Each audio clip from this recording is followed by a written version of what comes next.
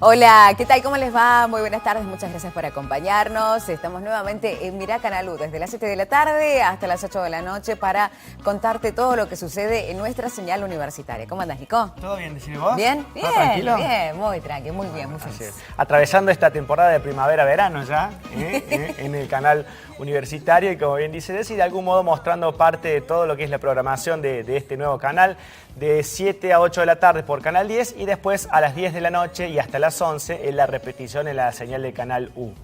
Y además también en todas nuestras plataformas, ¿no? Que Así estamos ahí en nuestra página web, podés ver los canales, escuchar las radios a través de la app de los SRT. En la televisión digital abierta y por supuesto en la SRT Play. SRT En un Play, ratito vamos a estar hablando de lo que es la SRT. Si todavía no te la has bajado, te vamos a explicar cómo hacerlo porque es realmente buenísima y podés seguir toda la programación de las radios y los canales de los SRT. Así es. Bueno, programas que tenemos cada uno con una temática más o menos específica en función al invitado. Y hoy tenemos el agrado de estar acompañados por la licenciada en nutrición Analía González, quien es, además de licenciada en nutrición y docente, actualmente la directora de la Escuela de Nutrición de la Universidad Nacional de Córdoba. Analía, ¿cómo te va? Buenas tardes.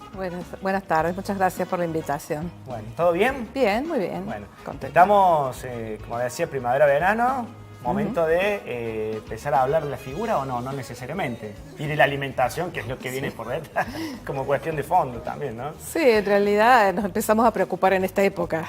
Tarde ya. Uno debiera alimentarse bien todo el año, Todo ¿no? el año y pensar que, bueno, no solamente hay que pensar en lo estético, sino en la alimentación saludable, básicamente, ¿no?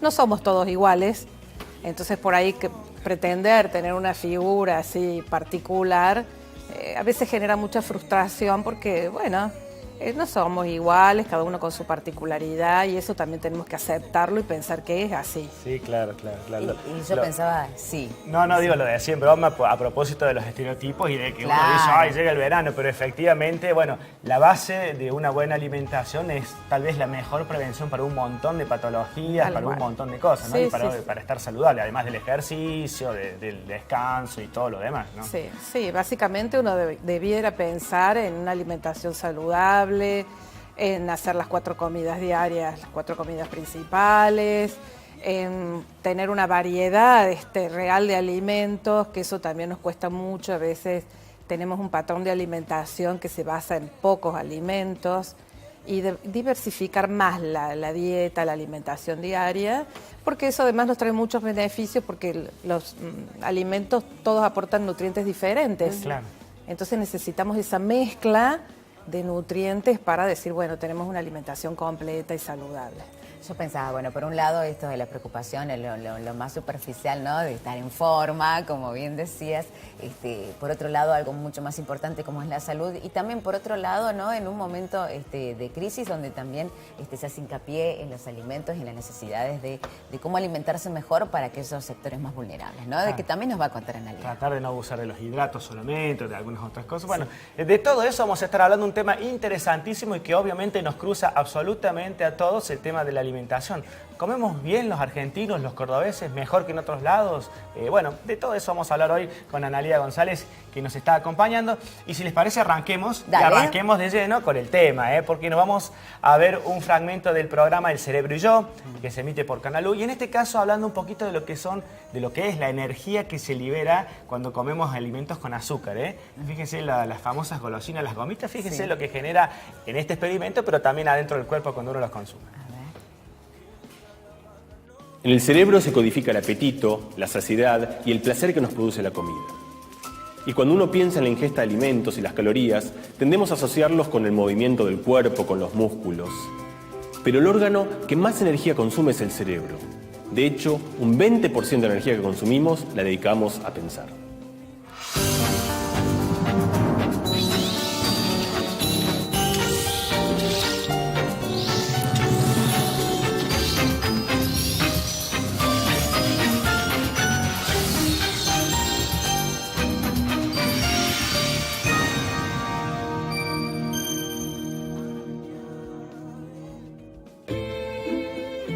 Todos sabemos que la comida tiene energía y que algunos alimentos, como el azúcar o como el pan, son más energéticos que otros, es decir, tienen más calorías. Pero ¿dónde está la energía de la comida? ¿Y cómo hace nuestro cuerpo para aprovecharla? Para descubrir este misterio, tenemos que adentrarnos en la estructura molecular de la materia. Cada uno de estos ositos de goma está compuesto de moléculas, y esas moléculas están formadas de pequeños resortes que están comprimidos. Cuando esos resortes se comprimen, se expanden y al expandir se liberan energía. Y ahí, en la compresión de esos resortes, es donde está la energía de la comida. Ahora vamos a hacer un experimento para visualizar algo que a todos nos cuesta mucho, que es entender dónde está la energía de la comida. Bueno, vamos a hacer lo siguiente. Primero vamos a ponernos los anteojos para protegernos. Vamos a agarrar estos ositos de goma que están llenos de azúcar y por lo tanto están repletos de energía, y vamos a tirarlos en esta solución para ver qué es lo que sucede. Ahí va. Fuego. Muchísimo fuego. Toda esta combustión que estamos viendo, este fuego rosa, violeta, todo este humo, toda esta energía estaba adentro de los ositos de goma. Este ruido, este crispido, todo el calor que está saliendo estaba dentro de la energía de los ositos de goma, que cuando le metimos adentro de esta solución se liberó, aquellos resortes de la materia, de las moléculas de materia, se liberaron y formaron toda esta combustión. Y de hecho produjo un exquisito olor del azúcar que se fue caramelizando. Y en una reacción muy parecida a esta, solo que muchísimo más pequeña, en su versión microscópica, es como de hecho nosotros aprovechamos la energía que está dentro del azúcar cuando la comemos. Y así obtenemos energía para poder movernos, para poder pensar, por supuesto, y en general para poder vivir.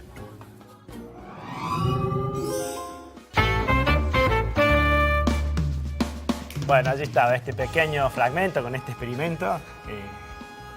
Te da miedo ver los ositos, ¿no? Sí, nunca más Pensás que te comemos pasa caramelitos eso, de goma. que se te infla la panza de humo.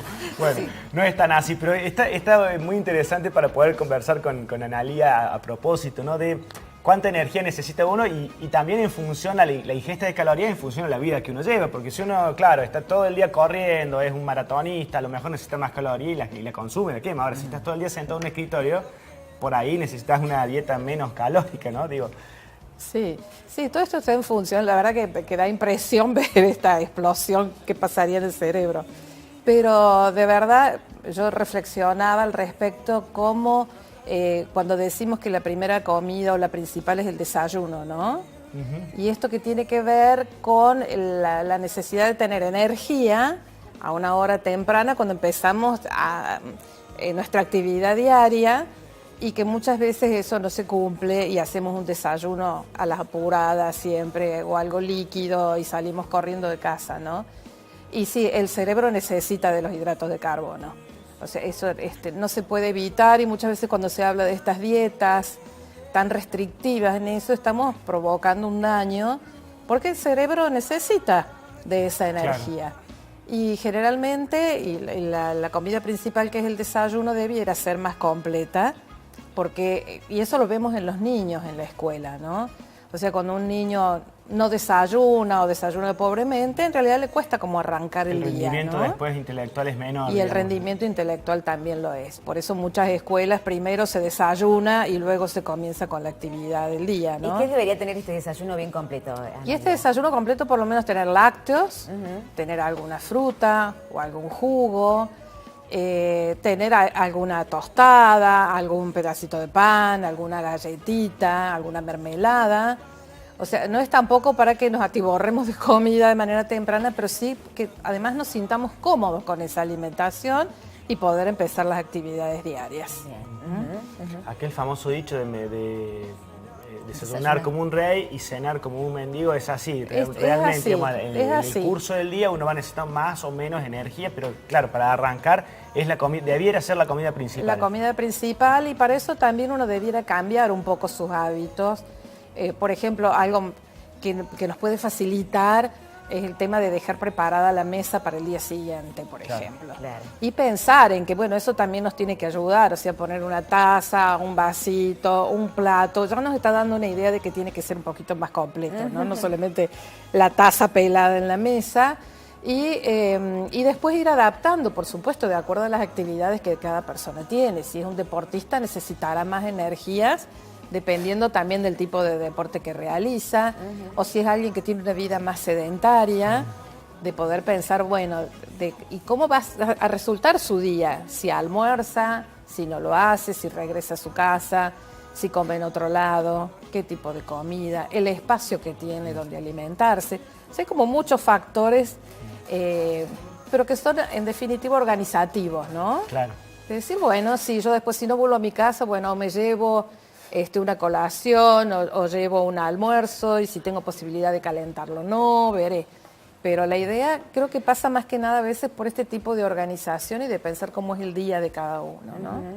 Y es fundamental lo que estás planteando, Analía, la planificación. A ver, en una época, en un mundo donde nos toca trabajar mucho, en nuestro caso nosotros entramos muy tempranito, nosotros y el equipo técnico que nos acompaña en este programa, entramos a las 6 de la mañana, uno se levanta a las 5, para ahí no tiene tiempo, se duerme 5 minutos y tiene que correr. Bueno, tenerlo todo hecho desde antes, desde la noche anterior, tal vez es lo que facilita que uno no salga corriendo con un café lavado y nada más. ¿No? Tal cual, eso es como organizativo, después se va haciendo un hábito, Claro. ¿verdad? Es lo mismo con los chicos. Eso te iba a preguntar, porque, a ver, también la organización familiar. Uno tiene nenes que sale corriendo, el papá que va a un trabajo, la mamá a otro, tiene que pasar, dejar los chicos o bien el transporte, y a veces los chicos también.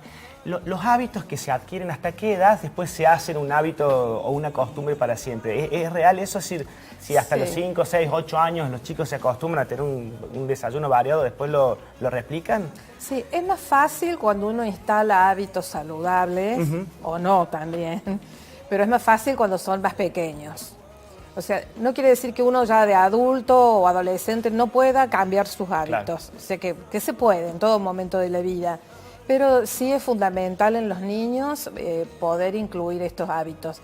Lo que pasa es que también va a depender de la familia y del entorno donde se desenvuelva. O sea que si un niño está viendo que su mamá, su papá, cuando salen a trabajar desayuna así muy livianamente, le va a suceder lo mismo. Entonces el cambio de hábitos empieza allí. Y otra situación que es muy interesante para los niños es el trabajo en la escuela con respecto a los hábitos alimentarios. Sabemos que los chicos que son esponjas, que adquieren conocimientos muy tempranamente y son curiosos y demás, si desde la escuela, desde la currícula, se puede instalar el tema de hábitos saludables y demás, el chico eso después lo transmite en su casa. Claro. Es lo mismo que sucede con los problemas medioambientales, el cuidado del agua y demás. Son los chicos muchas veces quienes nos señalan estas cuestiones que hacen, bueno, que también en esta retroalimentación en la familia uno también pueda modificar sus hábitos. Analía, y decime, ¿el mate nos suma o nos resta a los argentinos? Viste que hay muchos que nos levantamos tomando mate en el transcurso del trabajo todo el día y andamos con el mate cuesta. Sí, el mate tiene la yerba mate tiene propiedades también que son positivas, pero bueno, esto es de acompañarlo con otros alimentos y no es lo mismo que si no un té o un café, ¿verdad? Líquido sin el acompañamiento.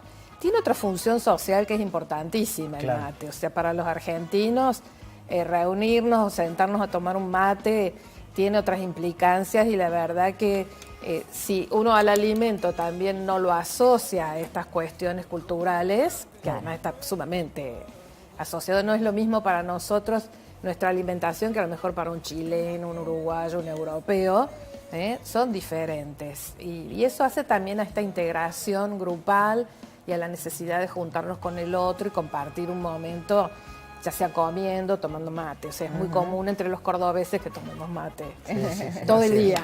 Así es. Bueno, y debe ser, y generalmente la buena alimentación acompañada de un momento placentero, de reunión, es también lo que incentiva a que el hábito sea saludable y favorable.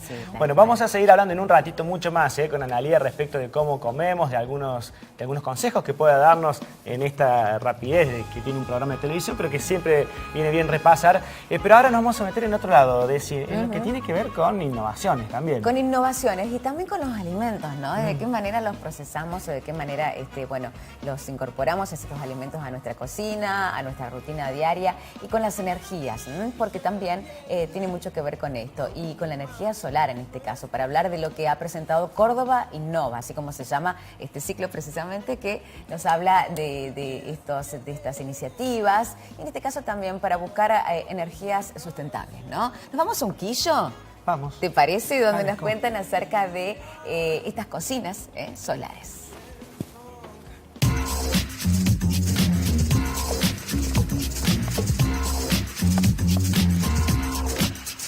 Bueno, Julia, contanos en dónde estamos.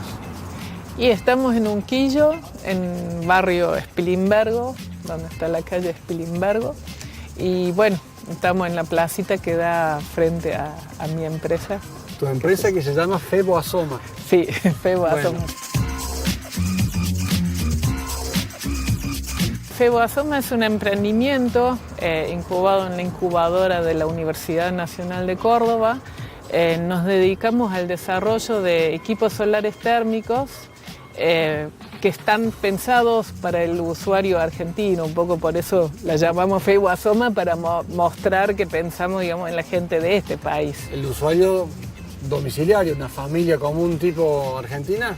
Sí, familia en general, bueno, con algunos de nuestros productos, el termotanque, ese está pensado para las familias argentinas, pero sobre todo para las familias numerosas o pequeñas instituciones.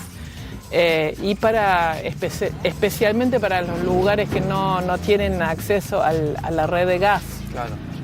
Porque bueno, ahí es como más imprescindible que el sistema solar brinda cierta autonomía, que no haya que complementarlo demasiado.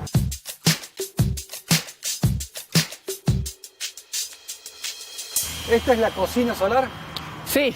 Contanos características generales de este diseño. Y bueno, es una cocina parabólica que trabaja, digamos, en realidad recogiendo la energía en toda esta superficie y por la forma que tiene la concentra en esta zona. Y llega a una temperatura más o menos de 340 grados. ¿300 grados acá al medio? Sí. Sí, depende obviamente de la época del año y qué sé yo, pero digamos, hemos puesto, por ejemplo, una ramita o un papel y se prende fuego.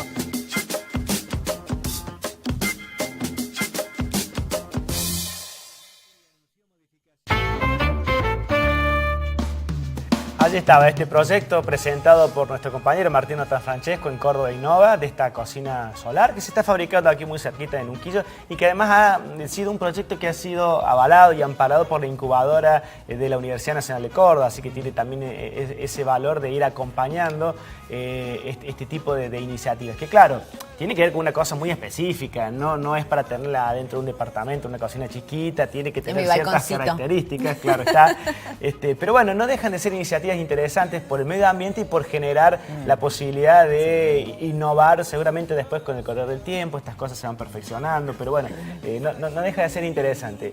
Y nos pone también, a lo mejor, Analía, en esta cuestión de cuánto se come cocido, cuánto se come cocinado, si es conveniente o no, depende, obviamente depende también mucho de la época del año, del clima, del momento del día. Sí, viendo la nota, la verdad que es muy interesante porque si hablamos de energías renovables, de la necesidad que tenemos también de cuidar el medio ambiente, la verdad que es una propuesta muy interesante, ¿no? Especialmente en la zona rural donde no hay gas, donde no llega, y que la verdad que si vamos a cuidar el medio ambiente, o sea, utilizar los recursos naturales, la verdad que debemos ser cuidadosos con eso. Pero bueno, hay como alternativas para cocinar y por suerte podemos consumir alimentos crudos y cocidos. Depende también de la época del año, de la oferta que hay en ese momento de los alimentos. Pero bueno, en esta época, por ejemplo, ya podemos empezar a comer alimentos más crudos, ensaladas, o sea, otro tipo de alimentación. Y en los cocidos tenemos distintas técnicas para aprovechar los nutrientes. Muchas veces cometemos el error de poner los alimentos, por ejemplo, a partir del agua fría en una cacerola, ¿no? Y eso, la verdad que hay una transmisión de nutrientes hacia el agua, que si permanece mucho tiempo en el agua, quedan en el agua. Y si no la aprovechamos, esos nutrientes comemos se tiran. fibra solamente, prácticamente. Claro, sí, entonces sí. La verdad es que lo ideal es que las cocciones sean correctas, o sea, que incorporemos los alimentos ya en el agua cuando ya esté hirviendo. Que les agreguemos sal después o una vez servido. Además, estamos cuidando la salud también con el tema de la sal. Existe un programa que se llama Menos Sal, Más Vida, porque los argentinos hay una prevalencia grande, hay una alta prevalencia de hipertensión. Entonces la idea también es ir pensando en esta cocción, cómo preparamos los alimentos, cómo los presentamos en la mesa, de que también nos ayuden para la salud, ¿no? Y otro tema que tiene que ver es el costo. porque cuando uno compra alimentos de cocina también tiene que pensar que el tipo de cocción le va a sumar un costo adicional. O sea, si llevamos mucho tiempo en el fuego, bueno, gastaremos mucha energía en ese sentido, después lo tenemos que pagar. Y los alimentos crudos, bueno, no nos van a insumir eso, pero los alimentos crudos tenemos que tener mucho cuidado en la inocuidad alimentaria, que sean alimentos, si son verduras, muy bien lavadas, o sea... Las famosas gotitas de lavandina vienen bien, por ejemplo, la hoja verde. Viene bien, o sea, que preparar el agua en un agua segura. En Córdoba nosotros muchos tenemos agua potable, pero también agregarle 2 gotitas de lavandina y después enjuagar muy bien esos alimentos. Nos asegura que tengamos un alimento sano, inocuo, ¿no? Y lo mismo, por ejemplo, la compra de las bandejitas, de las verduras cortadas y demás. Bueno, debemos darles, asegurarnos también, no consumirlas directamente, sino lavarlas para su preparación. Ha trascendido a propósito del riego con agua contaminada en el cinturón verde en algunas zonas de Córdoba, que bueno, a veces hay que lo mismo tomar las precauciones, aunque ya vengan envasadas supuestamente listas para el consumo. Sí. Estamos cerrando ya el primer bloque, pero no te quiero dejar pasar un par de tips muy cortitos y puntuales, Analia. Entonces, las verduras, tirarlas al agua ya hirviendo y no cuando uno pone recién la olla al fuego, ese sería uno. Ese sería uno. Y el otro, ¿utilizarlas con cáscaras o no? A propósito de esto de las fumigaciones, de los agroquímicos. Sí, Porque hay quienes dicen, bueno, si le sacas la cáscara, le sacas los nutrientes, pero si lo pones con cáscara, estás comiendo agroquímicos. ¿Hay algo de realidad en eso? Sí, hay algo de realidad, sí. Tenemos muchos alimentos que están muy fumigados, entonces debemos ser cuidadosos con eso, en pelarlos, consumirlos de esa manera, lavarlos muy bien previamente. O sea, está la costumbre ahora, por ejemplo, de consumir los papines con su cáscara y demás. Bueno, una recomendación sería lavarlos muy bien y ver que esto ya tiene que ver con la política sanitaria, ¿verdad? De cómo se fumigan eso, porque hay una realidad, que, o sea, que las técnicas agroecológicas, además, o sea, nos han facilitado también tener más cantidad de alimentos. Claro que sí. Pero bueno, hay que ver también que ese tipo de alimentos no sean un problema para la salud pública, ¿no? Claramente. Claro. Bueno, a tomar las precauciones del caso también. Sí, estamos anotando. Bueno, de esta manera vamos a seguir aprendiendo. Los invitamos a que ustedes también lo hagan con nosotros. Nos vamos a quedar hasta las 8 de la noche con la visita de Analia hoy. Así que acompáñennos y quédense para más de Mira Canal. Hacemos la primera pausa breve y ya continuamos.